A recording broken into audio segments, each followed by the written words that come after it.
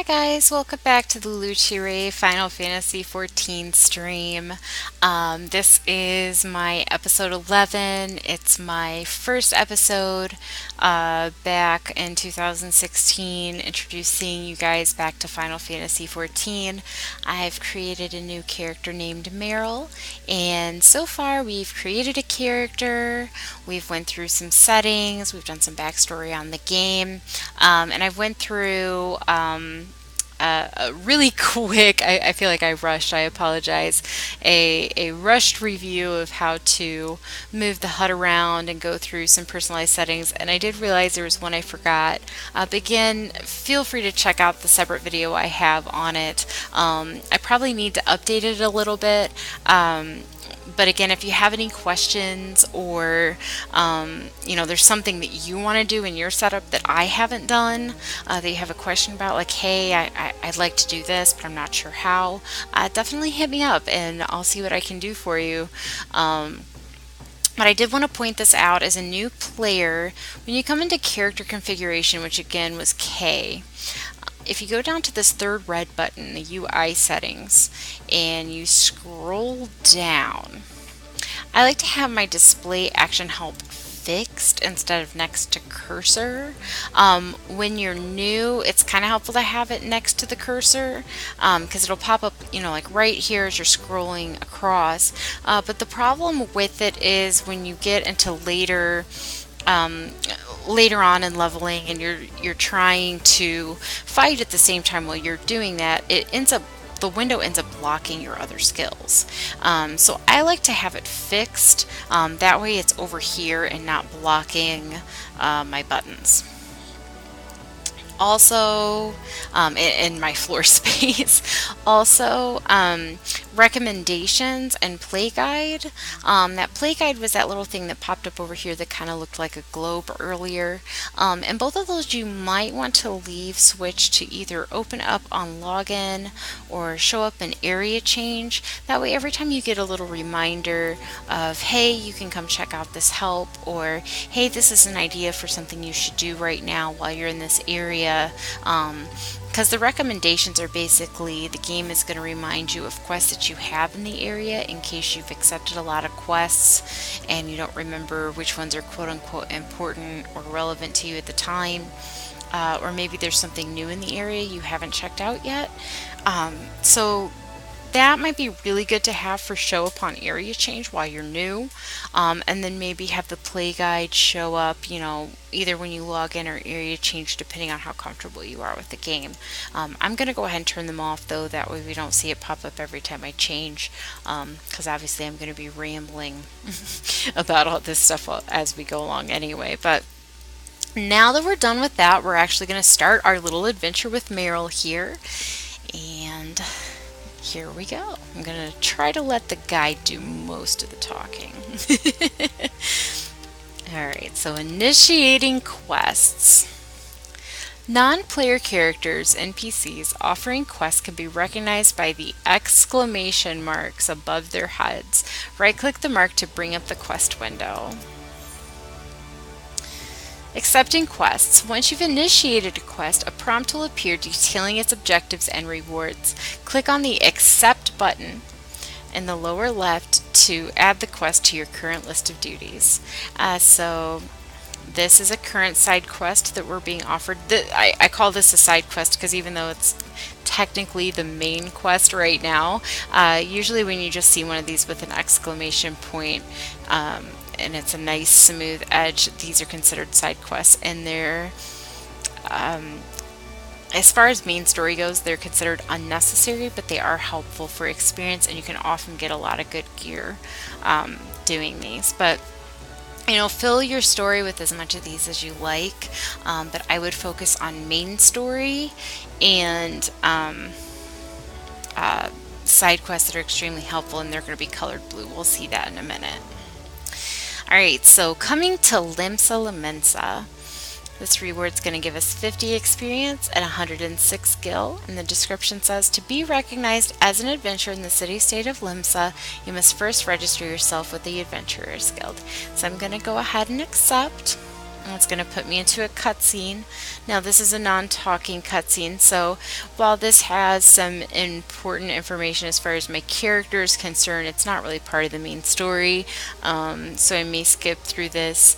It's basically just a way to show you kind of make you feel a little bit more part of the story. And he's basically telling us that adventurers come and go all the time, and that it would be a good idea to go talk to the guy at the Adventurers Guild, so he can give us some tips and information.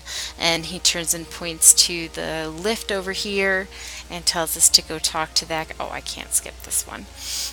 But we're going to go talk to him and go ahead and head on up to the Adventurers Guild.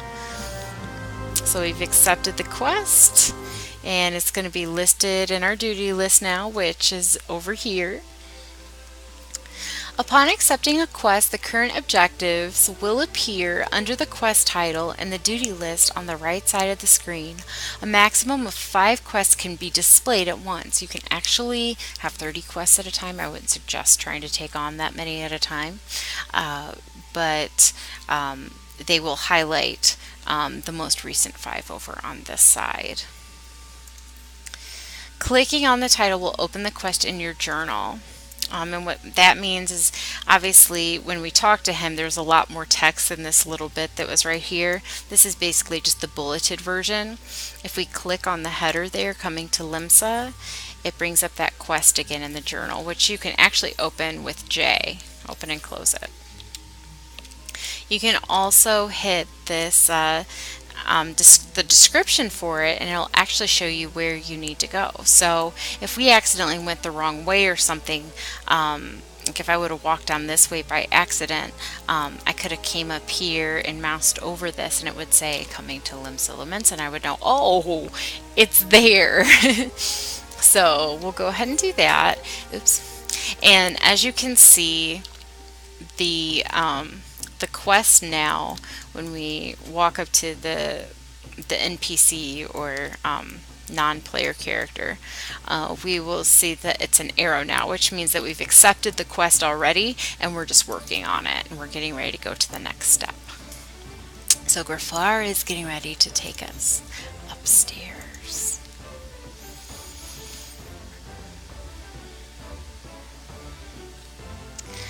Alright, so there's a few more NPCs up here, and this is the Drowning Wench, a little bar up here.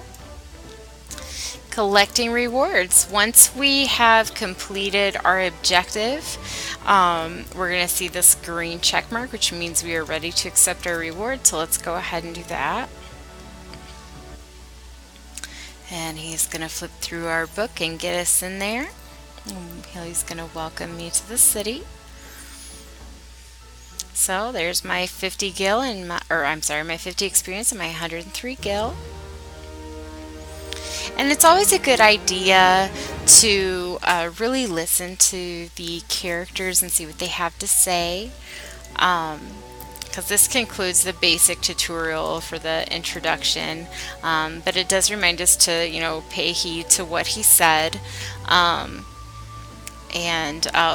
if you would have watched the cutscene, which I skipped, he would have, kind of mentioned on the side to talk to Nanaya over here. And as you can see, there's a little quest icon over her head. So if we want, we can accept it. You don't have to, but it's a good idea.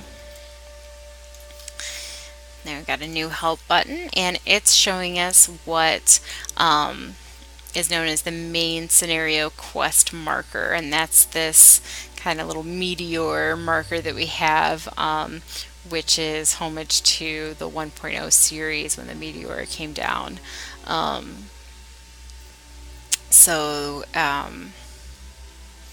There's that. So these are the ones you're going to want to pay the most attention to, and then these are those special side quests I was talking about. These blue ones here with the little plus basically mean that there's something important from this that we will receive that will help us succeed in the game. that we wouldn't get any other way. Typically those are your job quests, or like when you get a flying mount later on, and you need to unlock the aether currents in the area. Those are the quests you're going to need to take. So always keep an eye out for your main scenario quests and those blue quests. So we're going to go ahead and talk to Batterin again and go ahead and accept his new quest. Right then, let's start you off nice and easy with 3 tasks that'll help you get used to life here in Limsa. First, we're going to head down a floor and we're going to go west to the great glowing crystal. It's called an aetheryte, which will move us from one place to another in the blink of an eye.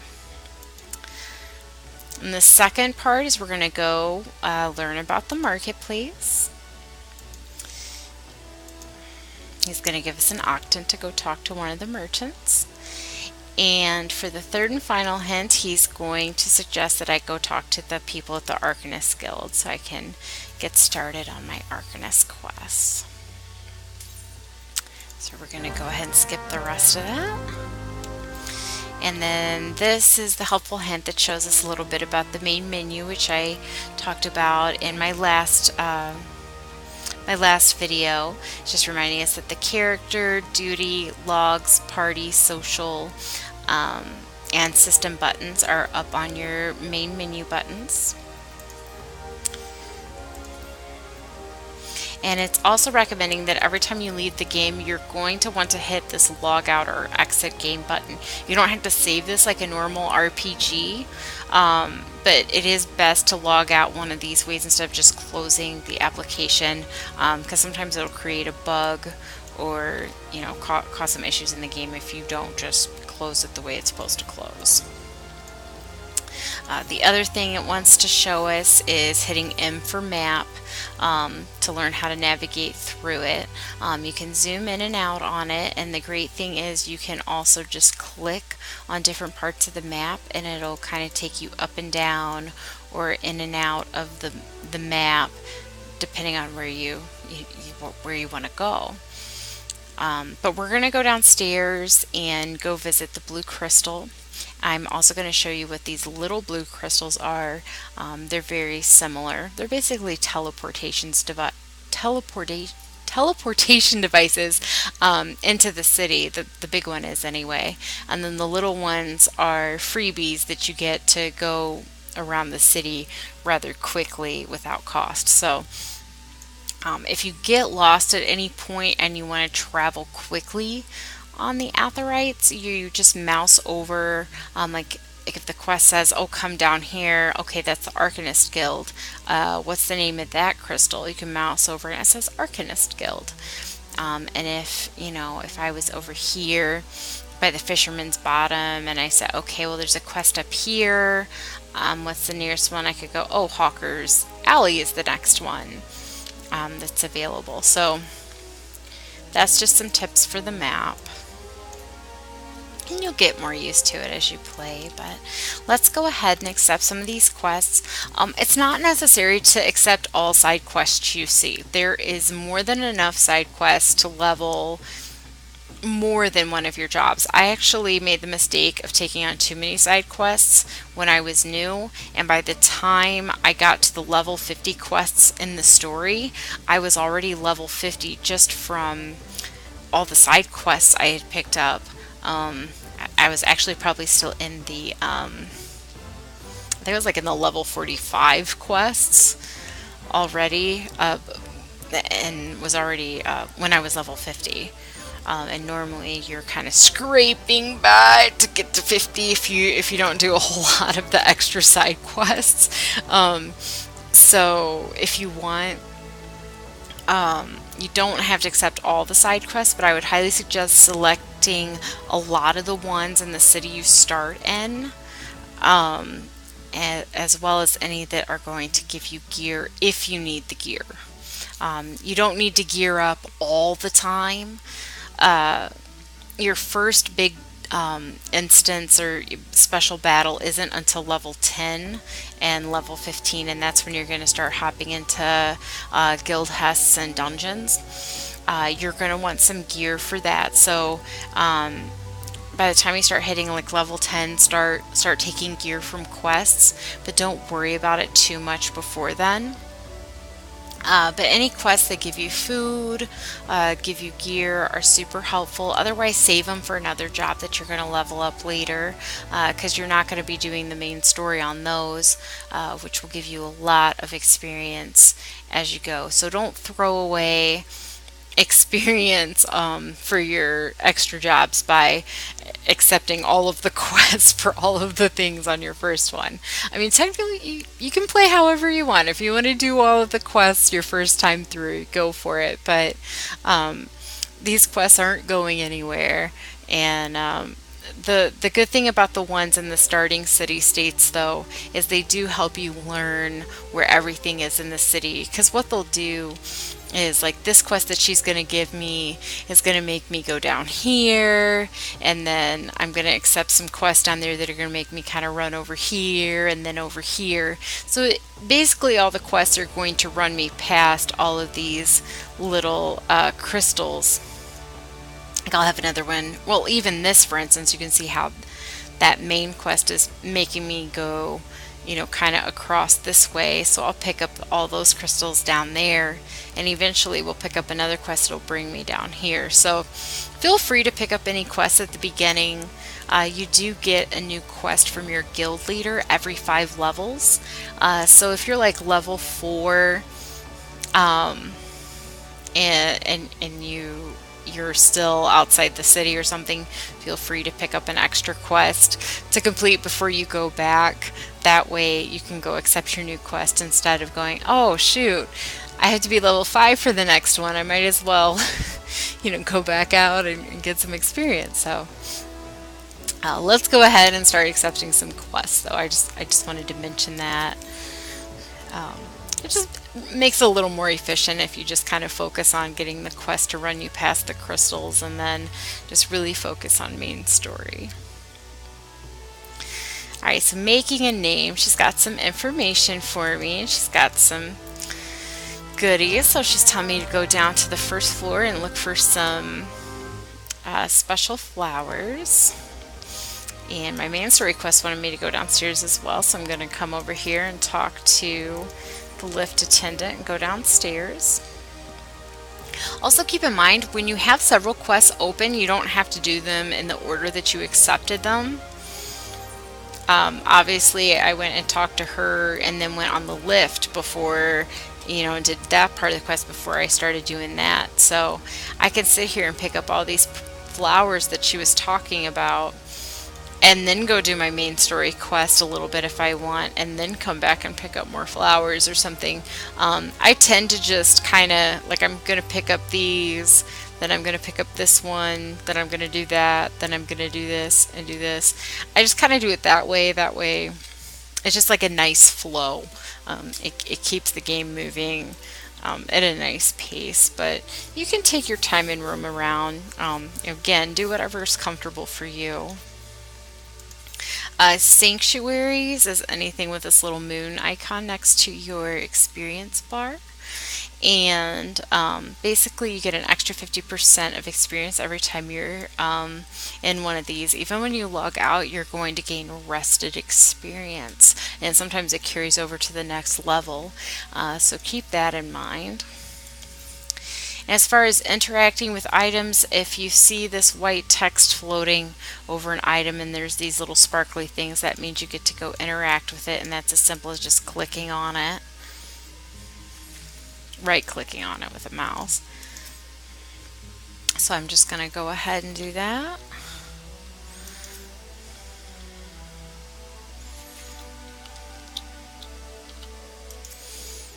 By the way, if you want to walk more efficiently in this game too, just hitting R will put you into auto walk, and it basically just causes you to walk forward in a straight line without holding down any buttons, and you turn it off the same way. And there's one of those RMTs I was talking about, so let's go ahead and right click and report. And yes, I agree that it really is an RMT. So I'm going to come down here and turn this in. Handing over items. Some quests will require you to deliver items, and basically we're either going to click and drag this, or I can right click and hand over. As you suspected, these are the highly illegal blooms known as dream flowers. Aha! Forgive me, I could not resist the jest. These herbs are not more than Alphic lavender, a common enough export from Limsa. In fact, these were probably spilled from the crates that were loaded onto my own very ship. I think someone was trying to have a little bit of fun with you. So we get some earth crystals and some potions. Now crystals, if we hit I and go into inventory, crystals are held separately in this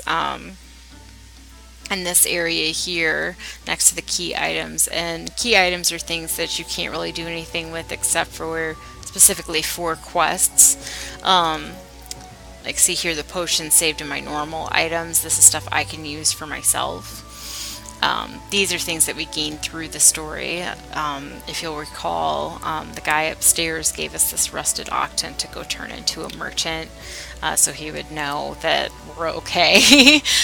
So you don't really have to worry about these. That's just kind of where you click and drag, during those turn-in quests. But this is where your crystals save, in case you ever wonder where they are.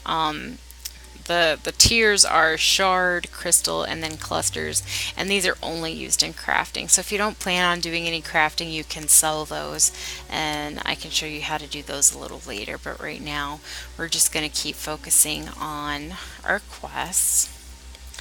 Using items. Some items can be used, granting various effects such as instant HP restoration, attribute boosts, and more.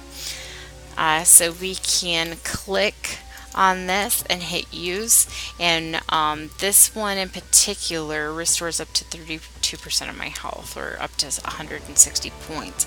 So right now obviously my health is full, so there's no point, and your health and mana and your tactical points will refill on their own, just standing still, especially if you're not in battle. But if you're ever stuck in battle and you're getting hurt, you may want to pop one of these.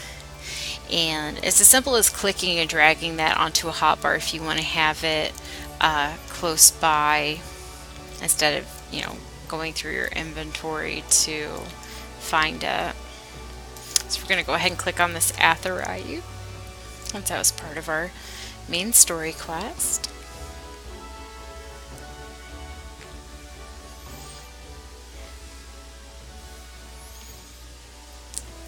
Alright. Looks like someone's coming to talk to us. Centamal. He is one of the Yellow Jackets tasked with keeping the peace in the city. It's also his charge to provide guidance in the use of this device. Fear not, I shall be brief. Aetherites are the crystalline structures that tap into ethereal energies. They are primarily used as means to travel swiftly from one place to another.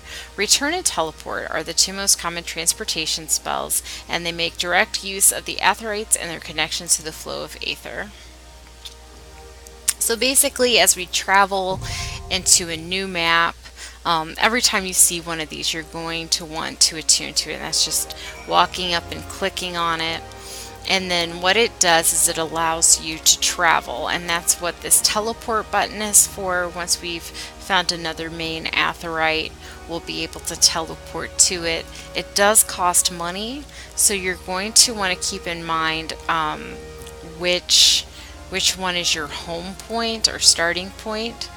That way you can use your returns. That can be found in that travel button, or right here, this purple and blue button. You can use it every 15 minutes. So if we click on this Aetherite, you'll see that this is currently set to the home point, but once we go to other places, you can change where your home point is, and basically that return is free of charge, and you can use it every 15 minutes. Other teleports will cost you money depending on how far away they are, and what you can do is you are allowed to have just a couple of favored destinations, and what I usually do once I've unlocked all of the areas is usually my return is over here somewhere, because this is basically like my home base. This is where my return is, and then what I usually do is set one of my favorite spots out here, and one down here, and one here. Because I go to these two spots quite often, and I also go to a spot in here, and that way, when I'm teleporting out, I'm not just going from like here to here for a discounted price, because those are already pretty close together. If you set your favorited points a little further out, it'll save you a lot of gil, because it can cost up to 700 gil to travel to a faraway spot. But if it's a favorited location, it will only cost half. So you're looking at like 350 instead of 700. So keep that in mind. What I usually do when I log in is I go ahead and teleport to one of my favorite locations, and then you could always walk or fly to an area if you like. And then whenever I want to return home, I just hit that return button. But you'll kind of get a good feel for what you want to do with that later on, and you can always change your favored and home destinations later on if you like.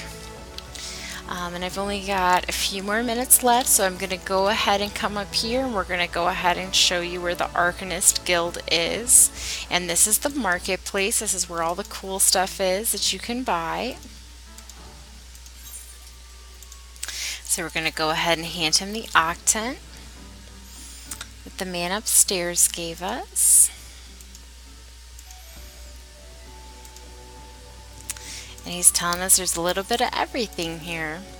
You're going to find that there's menders here, and there's merchants that you can buy tools from, weapons from, gear from, and there's also a culinarian. And I really like the culinarian because you can buy food that it increases your stats for fighting, but it also increases your experience bonus. Any food that you eat will give you a 3% experience boost. The other stats will vary on how rare or high quality your food is.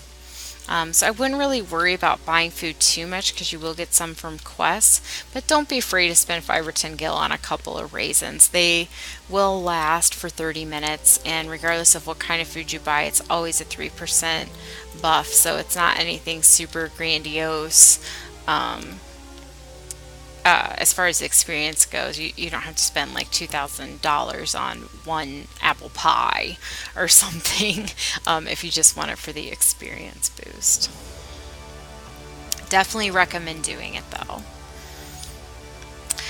So this is the Arcanist Guild, and I'm going to go ahead and stop here. I know we didn't get to explore very much, but you've got a pretty good feel for how to move in the game, where all your settings are, and we've kind of introduced ourselves to the town. So I'm going to stop here. I'm going to try to get these movies uploaded to YouTube, and then tomorrow I'm probably going to go ahead and stream live instead of just uploading some videos.